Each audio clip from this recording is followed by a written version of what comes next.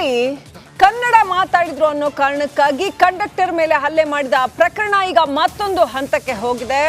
ಆ ಕಂಡಕ್ಟರ್ ವಿರುದ್ಧ POCSO case ಹಾಕುವಂತದ್ದು ನಡೆದಿರತಕ್ಕಂಥದ್ದು ನಿಮ್ಗೆ ಗೊತ್ತಾ ಇದೆ. ಎಲ್ಲಿವರೆಗೆ ಬಂತು ಆ ಪ್ರಕರಣ? ಹಲ್ಲೆ ಮಾಡಿದ್ದಲ್ಲದೆ ಪೋಕ್ಸೋ ಕೇಸ್ ಕೂಡ ಹಾಕಿದ್ರು ಕಂಡಕ್ಟರ್ ವಿರುದ್ಧ. ಇದೀಗ ಕಂಡಕ್ಟರ್ ಮೇಲಿನ ಹಲ್ಲೆಯಿಂದ ಮಹಾರಾಷ್ಟ್ರ ಗಡಿ ಉದ್ವಿಗ್ನವಾಗಿದೆ. ಮಹಾರಾಷ್ಟ್ರದಲ್ಲಿ ಕೆಎಸ್ಆರ್ಟಿಸಿ ಬಸ್ಗಳಿಗೆ ಮಸಿ ಬಳಿದು ಪುಂಡಾಟ ಮುಂದುವರೆದಿದೆ. ಕೊಲ್ಲಾಪುರದ ಗಡಿವರೆಗೆ ಮಾತ್ರ ಕರ್ನಾಟಕದ ಬಸ್ ಸಂಚಾರ ಆಗ್ತಾ ಇದೆ. ಮಹಾರಾಷ್ಟ್ರದ ಬಸ್ಗಳು ಕೂಡ ಅಲ್ಲೇ ಗಡಿವರೆಗೆ ಮಾತ್ರ ಸಂಚಾರ ಆಗಿದೆ.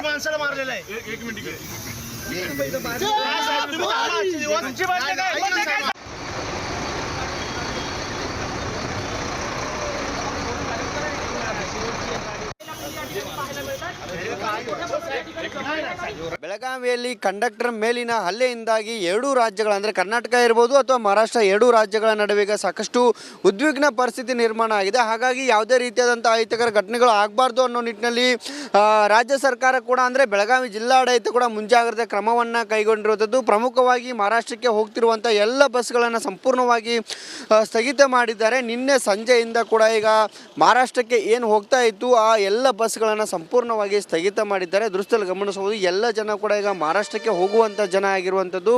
ಮಹಾರಾಷ್ಟ್ರಕ್ಕೆ ಹೋಗುವಂಥ ಬಸ್ ಯಾವ ಬಸ್ಗಳನ್ನು ಕೂಡ ಈಗ ಬೆಳಗಾವಿಯ ಸಾರಿಗೆ ಡಿಪೋದಿಂದ ಇಲ್ಲಿ ಹೋಗ್ತಾ ಇಲ್ಲ. ಹೀಗಾಗಿ ಈ ಪ್ರಮುಖವಾಗಿ ಏನು ಒಂದು ವೇಳೆ ಇಲ್ಲಿಂದ ಹೋದರೂ ಕೂಡ ಏನು ನಿಪ್ಪಾಣಿ ಗಡಿವರೆಗೆ ಮಾತ್ರ ಈ ಒಂದು ಬಸ್ಗಳು ಹೋಗ್ತವೆ. ಇದು ದೃಶ್ಯದಲ್ಲಿ ಗಮನಿಸ್ಬೋದು. ನಮ್ಮ ಕರ್ನಾಟಕ ರಾಜ್ಯ ಸಾರಿಗೆಯ ಮಹಾರಾಷ್ಟ್ರ ಬಸ್ ಆಗಿದ್ರೂ ಕೂಡ ಇದು ನಿಪ್ಪಾಣಿಯ ನಿಪ್ಪಾಣಿ ಗಡಿವರೆಗೆ ಮಾತ್ರ ಹೋಗುತ್ತೆ. ಆದರೆ ಮಹಾರಾಷ್ಟ್ರದಿಂದ ಬರುವಂಥ ಯಾವ ಬಸ್ಗಳು ಕೂಡ ಇಲ್ಲಿ ಬರ್ತಾ ಇಲ್ಲ ಮತ್ತು ಬಸ್ಗಳ ಸಂಖ್ಯೆಯಲ್ಲಿ ಕೂಡ ಈಗ ಇಲ್ಲಿ ಸಾರಿಗೆ ಇಲಾಖೆ ಬಂಧನ ಮಾಡಿದೆ. ಹೀಗಾಗಿ ಜಂಗುಳಿ ಕೂಡ ಸಾಕಷ್ಟು ಇರುವಂಥದ್ದು. ಸಾಕಷ್ಟು ಸಂಖ್ಯೆಯಲ್ಲಿ ಕೂಡ ಜನರು ಸೇರಿದ್ದಾರೆ ಮತ್ತು ಮಹಾರಾಷ್ಟ್ರ ಮತ್ತು ಕರ್ನಾಟಕದಲ್ಲಿ ಏನು ಉದ್ವಿಗ್ನ ಪರಿಸ್ಥಿತಿ ನಿರ್ಮಾಣ ಆಗಿದೆ, ಏನು ಬಿಕ್ಕಟ್ಟು ಎದುರಾಗಿದೆ, ಇದರಿಂದ ಸಾಕಷ್ಟು ಪ್ರಯಾಣಿಕರಿಗೂ ಒಂದು ರೀತಿ ಹೈರಾಣ ಆಗಿರುವಂಥ ಪರಿಸ್ಥಿತಿ ಕೂಡ ನಿರ್ಮಾಣ ಆಗಿರುವಂಥದ್ದು. ಬಸ್ ಸಂಖ್ಯೆಯಲ್ಲಿ ಕೂಡ ಕಡಿಮೆ ಆಗಿರುವಂಥದ್ದು ದೃಶ್ಯದಲ್ಲಿ ಗಮನಿಸ್ಬೋದು. ಸಾಕಷ್ಟು ಜನ ಕೂಡ ಸೇರಿದ್ದಾರೆ ಮತ್ತು ಚಿಕ್ಕೋಡಿ ವಿಭಾಗದಿಂದ ಕೂಡ ಇಲ್ಲಿ ಬಸ್ಗಳನ್ನು ಸಂಪೂರ್ಣವಾಗಿ ಸ್ಥಗಿತ ಮಾಡಿದ್ದಾರೆ. ಜೊತೆಗೆ ಮಹಾರಾಷ್ಟ್ರದ ಏನು ಸರ್ಕಾರ ಏನಿದೆ ಅವರು ಕೂಡ ಕರ್ನಾಟಕದ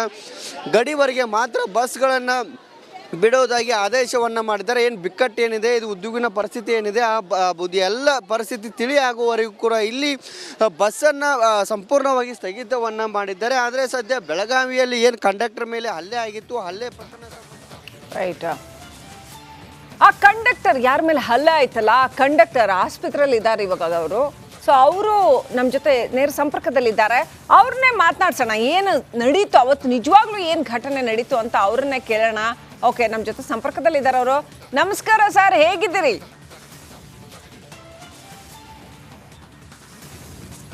ಮೇಡಮ್ ಸ್ವಲ್ಪ ಆರಾಮಿದ್ದೀನಿ. ಸ್ವಲ್ಪ ತಲೆಗೆ ತುಂಬ ಪೇಟಾಗಿದ್ದಾರೆ ಒಳಗಡೆ. ಆಮೇಲೆ ಕಾಲಿಗೆ ಸ್ವಲ್ಪ ಬಲಗಡೆ ಕಾಲಿಗೆ ಸಿಕ್ಕಾಪಟ್ಟೆ ಒದ್ದಿದ್ದಾರೆ. ಅದು ಒಳಪೇಟಾಗಿದ್ದಾರೆ. ಸರ್ ಇವಾಗ ಆಮೇಲೆ ನಡೆಯಕ್ ಆಗ್ತಿಲ್ಲ ಮೇಡಮ್. ಯಾರು ನಾವು ನಡಿಬೇಕಂದ್ರೆ ಯಾರಾದರೂ ಒಬ್ಬ ಸಪೋರ್ಟ್ ತೊಗೊಂಡು ನಡಿಬೇಕು. Okay okay okay. ಇವಾಗ ನಮ್ಮೆಲ್ಲರ ಕುತೂಹಲ ಏನು ಅಂತಂದ್ರೆ, ಕನ್ನಡ ಮಾತಾಡಿದ್ರು ಅಂತ ನಮ್ಮ ಕಂಡಕ್ಟರ್ಗೆ ಹೊಡೆದ್ರ ಏನ್ ನಡೀತಾ ಅವತ್ತು? ಆಕ್ಚುಲಿ ಘಟನೆ ಅವ್ರು ನೋಡಿದ್ರೆ ಪೋಕ್ಸೋ ಕೇಸ್ ಹಾಕಿದ್ದಾರೆ. ಏನ್ ನಡೀತಾ ಅವತ್ತು ಸರ್, ಎಕ್ಸ್ಪ್ಲೇನ್ ಮಾಡ್ಬೋದಾ?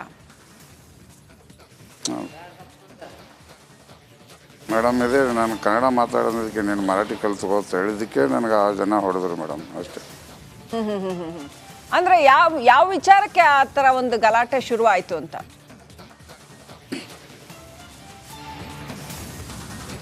ಮೇಡಮ್ ಟಿಕೆಟ್ ಕೇಳಿದ್ದಕ್ಕೆ ಅವರು ಈಗ ಫ್ರೀ ಟಿಕೆಟ್ ಇದೆ ಅಲ್ಲ, ಲೇಡೀಸಿಗೆ ಮಾತ್ರ, ಜೆಂಟ್ಸಿಗೆ ಕೊಡೋಕೆ ಬರೋಲ್ಲ ಮೇಡಮ್. ನಾವು ಜೆಂಟ್ಸಿಗೆ ಒಂದು ಟಿಕೆಟ್ ತೊಗೊಂಡಿದ್ರು. ಅವರು ಯಾರ್ದಂತ ಕೇಳಿದರೆ ಅವ್ರ ಪಕ್ಕದಲ್ಲಿರೋ ಹುಡುಗನಿಗೆ ತೋರಿಸಿದ್ರು.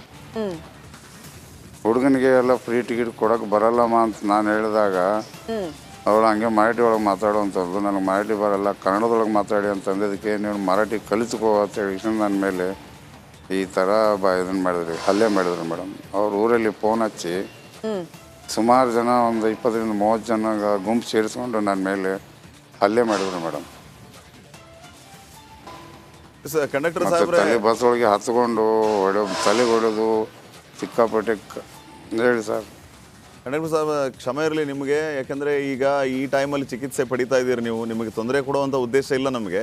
ಆದರೆ ಜನರಿಗೆ ಏನಾಯಿತು ಅನ್ನೋದು ಗೊತ್ತಾಗಬೇಕಲ್ಲ, ಅದಕ್ಕೋಸ್ಕರ ನಿಮ್ಮನ್ನು ನಾವು ಸಂಪರ್ಕ ಮಾಡಿ ನಿಮ್ಮನ್ನೇ ಮಾತಾಡಿಸಿ ನಿಮ್ಮಿಂದನೇ ವಿಷಯ ಗೊತ್ತಾಗಲಿ ಅನ್ನುವಂಥ ಉದ್ದೇಶದಿಂದ ನಿಮ್ಮನ್ನು ಸಂಪರ್ಕ ಮಾಡ್ತಾ ಇದ್ದೀವಿ. ಟ್ರೀಟ್ಮೆಂಟ್ ತೊಗೋತಾ ಇದ್ದೀರಿ, ತೊಂದರೆ ಕೊಡ್ತಾ ಇದ್ದೀವಿ, ಕ್ಷಮೆ ಇರಲಿ. ಈಗ ಪೋಕ್ಸೋ ಕೇಸ್ ಹಾಕಿರೋದು ಬಾಲಕಿ ನಿಮ್ಮ ಮೇಲೆ 17 ಗಂಟೆಯಲ್ಲಿ ಇಷ್ಟೊಂದು ದೊಡ್ಡ ಬೆಳವಣಿಗೆ. ಇಲ್ಲ ಸರ್.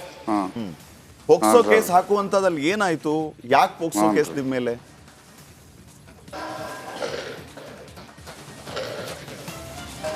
ಸರ್ ಉದ್ದೇಶಪೂರ್ವಕ ಸರ್. ಈಗ ನಮ್ಮನ್ನು ಹೊಡೆದಿದ್ದಾನೆ ಅಂತೇಳಿ ನಾವು ಅವ್ರ ಮೇಲೆ FIR ಕೇಸ್ ಮಾಡಿದ್ವಲ್ಲ, ಅದನ್ನೇ ಮುಚ್ಚಿ ಹಾಕೋಕೆ ಮಾಡ್ತಿದ್ದಾರೆ ಸರ್, ಇಷ್ಟೇ. ರಾಮಲಿಂಗಾರೆಡ್ಡಿ ಅವರು ಇದೇ ಥರ ಸರ್ ನಮ್ಮ ಮುಂದೆ ನಮ್ಮ ಯಾರಾದರೂ ನಮ್ಮ ಹೌದು ಸರ್. ಸಾರಿಗೆ ಸಚಿವರು ರಾಮಲಿಂಗಾರೆಡ್ಡಿ ಅವರು ಮಾತಾಡಿದ್ದಾರೆ. ಜೊತೆಗೆ ಬಹಳ ಜನ ಆಗ್ರಹ ಮಾಡ್ತಿರೋದೇನಂತಂದ್ರೆ ನಿಮ್ಮ ಮೇಲೆ ಹಲ್ಲೆ ಮಾಡೋರನ್ನ ಗಡೀಪಾರು ಮಾಡಬೇಕು. ನಮ್ಮ ರಾಜ್ಯದಲ್ಲಿ ಕನ್ನಡ ಮಾತಾಡದೆ ಬೇರೆ ಭಾಷೆ ಮಾತಾಡೋದಕ್ಕಾಗತ್ತಾ? ಕುಂಡತನ ಇದು, ಇಂಥವ್ರಿಗೆ ಪಾಠ ಕಲಿಸ್ಬೇಕು ಅಂತ ಆಗ್ರಹ ಕೇಳಿ ಬರ್ತಾ ಇದೆ ರಾಜ್ಯದಾದ್ಯಂತ. ನೀವೇನು ಹೇಳ್ತೀರಿ? ನಿಮಗೇನಾಗಬೇಕು ಅಸಲಿಗೆ? ನಿಮ್ಮ ಆಗ್ರಹ ಏನು? ರಿಪಬ್ಲಿಕ್ ಕನ್ನಡದ ಮೂಲಕ ನೀವೇನು ಹೇಳ್ತೀರಿ? ಸರ್ ಇಲ್ಲ, ಇನ್ನೊಂದು ಈ ಥರ ನಮ್ಮ ಸಂಸ್ಥೆಯಲ್ಲಿ, ಸಾರಿಗೆ ಸಂಸ್ಥೆಯಲ್ಲಿ ಯಾರಿಗೂ ಈ ಥರ ನನಗಾದ ಅನ್ಯಾಯ ಯಾರಿಗೂ ಆಗಬಾರ್ದು ಸರ್.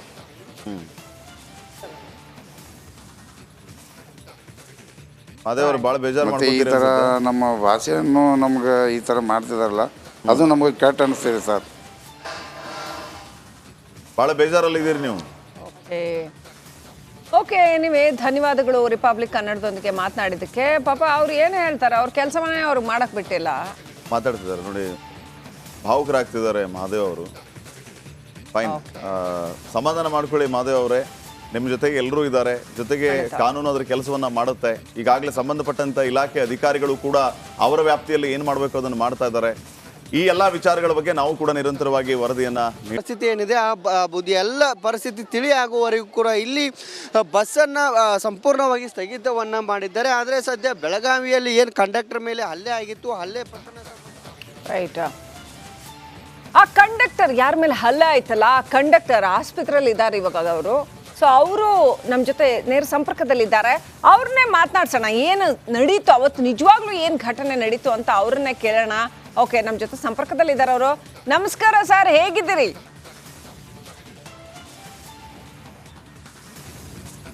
ಮೇಡಮ್ ಸ್ವಲ್ಪ ಆರಾಮಿದ್ದೀನಿ. ಸ್ವಲ್ಪ ತಲೆಗೆ ತುಂಬ ಪೇಟಾಗಿದ್ದಾರೆ ಒಳಗಡೆ. ಆಮೇಲೆ ಕಾಲಿಗೆ ಸ್ವಲ್ಪ ಬಲಗಡೆ ಕಾಲಿಗೆ ಸಿಕ್ಕಾಪಟ್ಟೆ ಒದ್ದಿದ್ದಾರೆ, ಅದು ಒಳಪೇಟಾಗಿದ್ದಾರೆ. ಸರ್ ಇವಾಗ ಆಮೇಲೆ ನಡೆಯಕ್ಕೆ ಆಗ್ತಿಲ್ಲ ಮೇಡಮ್. ಯಾರು ನಾವು ನಡಿಬೇಕಂದ್ರೆ ಯಾರಾದರೂ ಒಬ್ಬ ಸಪೋರ್ಟ್ ತೊಗೊಂಡು ನಡಿಬೇಕು. ಓಕೆ ಓಕೆ ಓಕೆ ಇವಾಗ ನಮ್ಮೆಲ್ಲರ ಕುತೂಹಲ ಏನು ಅಂತಂದ್ರೆ, ಕನ್ನಡ ಮಾತಾಡಿದ್ರು ಅಂತ ನಮ್ಮ ಕಂಡಕ್ಟರ್ಗೆ ಹೊಡೆದ್ರ, ಏನ್ ನಡೀತಾ ಅವತ್ತು ಆಕ್ಚುಲಿ ಘಟನೆ? ಅವ್ರು ನೋಡಿದ್ರೆ ಪೋಕ್ಸೋ ಕೇಸ್ ಹಾಕಿದ್ದಾರೆ. ಏನ್ ನಡೀತಾ ಅವತ್ತು ಸರ್, ಎಕ್ಸ್ಪ್ಲೇನ್ ಮಾಡ್ಬೋದಾ? ಮೇಡಮ್ ಇದೆ, ನಾನು ಕನ್ನಡ ಮಾತಾಡೋದಕ್ಕೆ ನೀನು ಮರಾಠಿ ಕಲಿತ್ಕೋ ಅಂತ ಹೇಳಿದ್ದಕ್ಕೆ ನನಗೆ ಆ ಜನ ಹೊಡೆದ್ರು ಮೇಡಮ್, ಅಷ್ಟೇ. ಅಂದ್ರೆ ಯಾವ ವಿಚಾರಕ್ಕೆ ಆ ಥರ ಒಂದು ಗಲಾಟೆ ಶುರು ಆಯ್ತು ಅಂತ?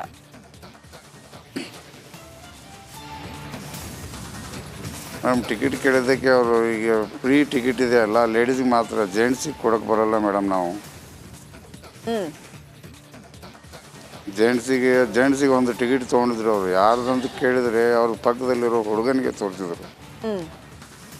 ಹುಡುಗನಿಗೆ ಎಲ್ಲ ಫ್ರೀ ಟಿಕೆಟ್ ಕೊಡೋಕ್ಕೆ ಬರಲ್ಲಮ್ಮ ಅಂತ ನಾನು ಹೇಳಿದಾಗ ಅವಳು ಹಂಗೆ ಮರಾಠಿ ಒಳಗೆ ಮಾತಾಡುವಂಥದ್ದು. ನನಗೆ ಮರಾಠಿ ಬರಲ್ಲ, ಕನ್ನಡದೊಳಗೆ ಮಾತಾಡಿ ಅಂತಂದಿದ್ದಕ್ಕೆ ನೀವು ಮರಾಠಿ ಕಲಿತ್ಕೋ ಅಂತ ಹೇಳಿ ನನ್ನ ಮೇಲೆ ಈ ಥರ ಇದನ್ನು ಮಾಡಿದ್ರಿ, ಹಲ್ಲೆ ಮಾಡಿದ್ರು ಮೇಡಮ್. ಅವ್ರ ಊರಲ್ಲಿ ಫೋನ್ ಹಚ್ಚಿ ಸುಮಾರು ಜನ, ಒಂದು 20-30 ಜನ ಗುಂಪು ಸೇರಿಸ್ಕೊಂಡು ನನ್ನ ಮೇಲೆ ಹಲ್ಲೆ ಮಾಡಿದ್ರು ಮೇಡಮ್. ಕಂಡಕ್ಟರ್ ತಲೆ ಬಸ್ ಒಳಗೆ ಹತ್ಕೊಂಡು ತಲೆಗೆ ಹೊಡೆದು ಸಿಕ್ಕಾಪಟ್ಟೆ ಹೇಳಿ ಸರ್. ಕಂಡಕ್ಟರ್ ಸಾಹೇಬ್, ಕ್ಷಮೆ ಇರಲಿ ನಿಮಗೆ. ಯಾಕೆಂದರೆ ಈಗ ಈ ಟೈಮಲ್ಲಿ ಚಿಕಿತ್ಸೆ ಪಡಿತಾ ಇದ್ದೀರಿ ನೀವು, ನಿಮಗೆ ತೊಂದರೆ ಕೊಡುವಂಥ ಉದ್ದೇಶ ಇಲ್ಲ ನಮಗೆ. ಆದರೆ ಜನರಿಗೆ ಏನಾಯಿತು ಅನ್ನೋದು ಗೊತ್ತಾಗಬೇಕಲ್ಲ, ಅದಕ್ಕೋಸ್ಕರ ನಿಮ್ಮನ್ನು ನಾವು ಸಂಪರ್ಕ ಮಾಡಿ ನಿಮ್ಮನ್ನೇ ಮಾತಾಡಿಸಿ ನಿಮ್ಮಿಂದನೇ ವಿಷಯ ಗೊತ್ತಾಗಲಿ ಅನ್ನುವಂಥ ಉದ್ದೇಶದಿಂದ ನಿಮ್ಮನ್ನು ಸಂಪರ್ಕ ಮಾಡ್ತಾ ಇದ್ದೀವಿ. ಟ್ರೀಟ್ಮೆಂಟ್ ತೊಗೋತಾ ಇದ್ದೀರಿ, ತೊಂದರೆ ಕೊಡ್ತಾ ಇದ್ದೀವಿ, ಕ್ಷಮೆ ಇರಲಿ. ಈಗ ಪೋಕ್ಸೋ ಕೇಸ್ ಹಾಕಿರೋದು ಬಾಲಕಿ ನಿಮ್ಮ ಮೇಲೆ 17 ಗಂಟೆಯಲ್ಲಿ ಇಷ್ಟೊಂದು ದೊಡ್ಡ ಬೆಳವಣಿಗೆ. ಇಲ್ಲ ಸರ್. ಪೋಕ್ಸೋ ಕೇಸ್ ಹಾಕುವಂಥದ್ದಲ್ಲಿ ಏನಾಯಿತು? ಯಾಕೆ